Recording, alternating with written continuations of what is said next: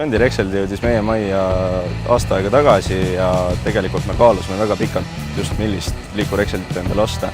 Aga lõpuks siis, kui me panime plussid ja miinused kokku, siis John Deere'il tundus neid plusse kõige rohkem olema. Meie valisime endale mudeliks John Deere 8800i. Tänu sellele masinale me oleme saanud kõvasti oma kütusekulu väiksemaks, kuna masinal on tonni kohta konkureerivast masinast märksa väiksem kütusekulu. Ja teiseks meile meeldib väga see, et masinal on ka väga ühtlane Exceli pikkus ja me hindame ka väga selle masina suurt juhimugavust.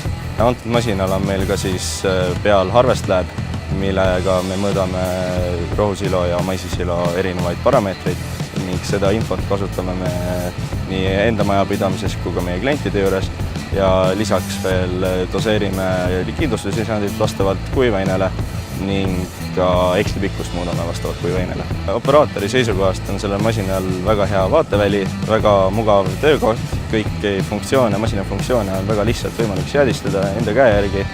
Väga meeldib ka Active Fill Control, millega tihtipeale saab ka isegi koormaid teha.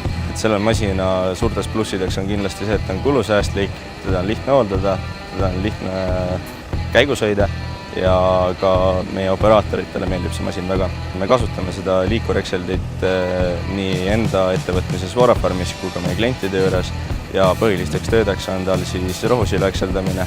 Mingil määral teeme ka tervikkoristust ja lisaks siis veel ka suurel pinnal maisisilo koristus.